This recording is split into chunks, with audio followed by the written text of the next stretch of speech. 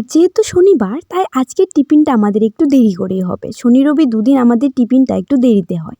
আর অন্যান্য দিন মাই টিফিনটা তৈরি করে আগে আগে ভাইকে দিয়ে দেয়, কারণ যেহেতু ভাই সকাল সকাল স্কুলে চলে যায়। তো আজ আমি তৈরি করছি এখানে। প্রথমে ভেবেছিলাম ম্যাগি তৈরি করব, আর ভাই বলছে যে ম্যাগি আর পাস্তা একসঙ্গে মিলিয়ে নাকি বানানোর জন্য। তো এখানে দেখো ম্যাগি আর পাস্তা একসঙ্গেই মিলিয়ে বানাচ্ছি।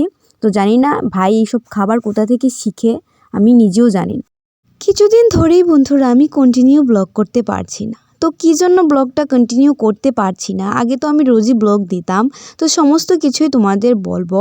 তো প্রথম কারণটা হয়েছে বন্ধুরা, আমার একটা ছাগলের মোনা মারা গেছে, যার জন্য আমার মনটা খুবই খারাপ ছিল। তো এখানে দেখো মা আর বাবা অনেকটা খুনছুটি করছিল, আর এর কারণটা হয়েছে আমাদের বংশের মধ্যে একটা ভাই এসেছে, তো ওকে নিয়েই।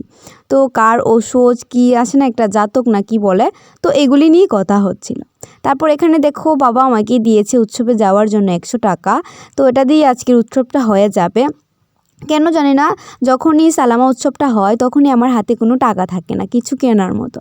তো বাবা আমাকে 100 টাকা দিয়েছে, আর আমার কাছে আছে 100-র মতো। তো তা দিয়ে আজকের উৎসবটা কাটিয়ে দেব। তো প্রথমেই বলে রাখি বন্ধুরা, আজকে আমাদের এখানে উৎসব হরিনাম সংকীর্তনের লাস্ট দিন। তো আজ যাবার প্ল্যান আছে। এমনিতে তো এতদিন ধরে চলছে, প্রায় 5 দিন ধরে চলছে, একদিনও যায়নি। তো আজকে যাব ভাবছি সবাই মিলে। তো এখানে মা গিয়েছে পুষ্পগুলিকে নাড়িয়ে দিতে, আর আমাকে বলছে ভাতে চালটা দিয়ে দিতে। তো এখানে আমি ভাতে চালটা দিয়ে দিচ্ছি।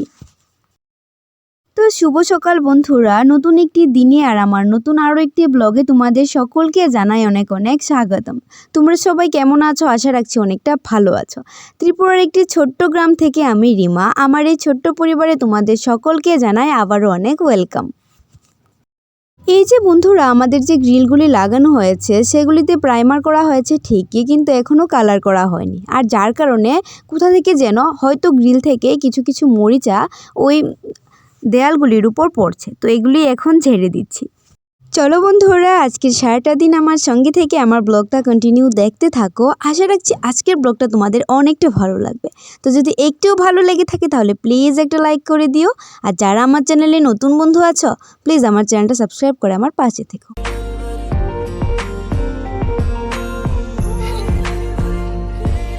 তো বন্ধুরা, দেখলে বাবা আমাকে টাকা দিয়েছে, তা তোমাদের সঙ্গে শেয়ার করলাম। হয়তো প্রত্যেকটা সন্তানকেই মা বাবা টাকা দেয়, তো তা শেয়ার করার মতো কিছু নেই, কিন্তু আমি শেয়ার করলাম। তার কারণটা হয়েছে, আমার কাছে যে টাকাগুলি আছে, আমি যতটুক পরিমাণ রুজি করি ততটুক দিয়ে আমারটা চলে যায়।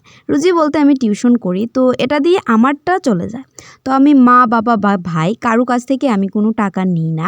হয়তো অনেকটা দরকার পড়লে নেই, বা অনেকটা যদি তারা দিতে চায় তাহলে নেই।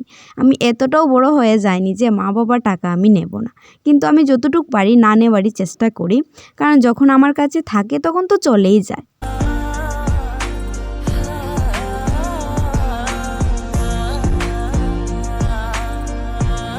তো তোমরা দেখতে পেলে আমি এটাকে গাইলটাকে ধুয়ে দিলাম। তো এই যে একটা কাঠের গুঁড়া, তো সেটাকে তোমরা গাইল বলো না কি বলো আমাকে প্লিজ কমেন্টের মাধ্যমে বলো। আমরা কিন্তু গাইলই বলি। তো এটাকে ধুয়ে নেওয়ার কারণটা হয়েছে, আজকে আবারও আমরা কুল মাখা বা বড়ি ভর্তা যে যাই বলো সেটা খাবো, যার জন্য গাইলটা ধুয়ে নিয়েছি।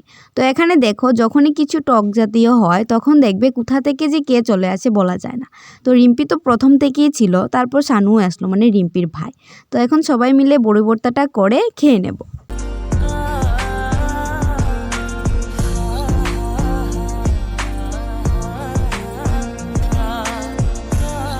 তো বন্ধুরা, আমি কেন কন্টিনিউ ব্লগ দিতে পারছি না, তার প্রথম কারণটা তো আমি বলেই দিয়েছি যে আমার একটা মোনা মারা গিয়েছে, যার জন্য আমি ব্লগ কন্টিনিউ করতে পারিনি। আমার মনটা অনেকটাই খারাপ ছিল বন্ধুরা।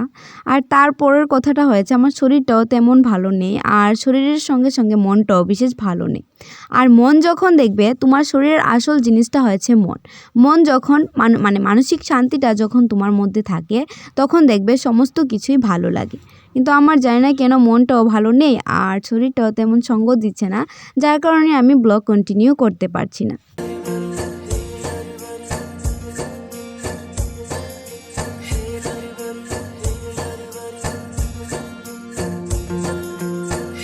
তো বড়ই ভর্তা হয়ে গেছে আর এখন খাবার পালা। তো বড়ই ভর্তাটা খাবার জন্য এখানে দেখো শানু কলা পাতা কেটে নিচ্ছে। তো কলা পাতাতে কোনো কিছু মাখা খেতে যে এতটা মজা লাগে তা কিন্তু বলে বোঝানো যাবে না বন্ধুরা।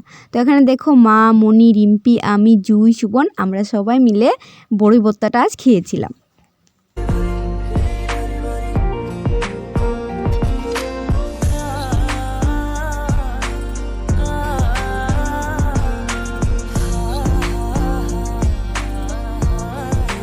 মহাভোগ কি জয়। তো বন্ধুরা দেখো এখানে মহাপ্রভুর মহাভোগ নিয়ে এসেছে কাকার ভাই মিলে। তো একটা এনেছে জুইদের জন্য আর একটা এনেছে আমাদের জন্য।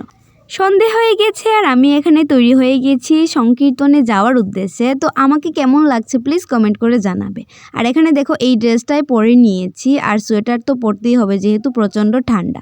তো মাও এখানে তৈরি হয়ে গেছে আর মা এখানে একটু পারফিউম দিয়ে দিচ্ছে আমাকে। তারপর মাও লাগিয়ে নিল পারফিউম। আমি বলছিলাম যে চাদরের উপরটা দিয়ে দিতে। তারপর আমি চলে গেলাম মনিদের ঘরে, গিয়ে দেখলাম ওরা তৈরি হয়েছে কিনা। তো আমাদের সঙ্গে সুবনও যাচ্ছে। প্রথমে প্ল্যান হয়েছিল আমি, জুই, মনি আর মা মিলে যাব।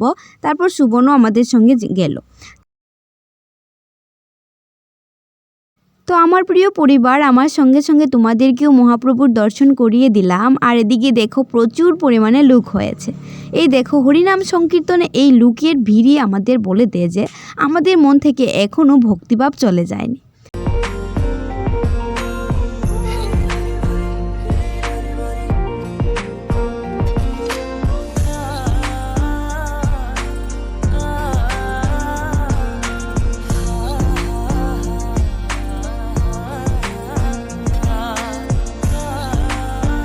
তো অনেক দিন পর স্কুলের ফ্রেন্ডদের সঙ্গে দেখা বন্ধুরা, তাই একটা ক্লিপ নিয়ে নিলাম। আরও অনেক ফ্রেন্ডের সঙ্গে দেখা হয়েছে কিন্তু তার শেয়ার করতে পারিনি, কারণ যখনই বান্ধবীদের সঙ্গে দেখা হয়ে যায় তখনই জমে যায় সেই আড্ডা।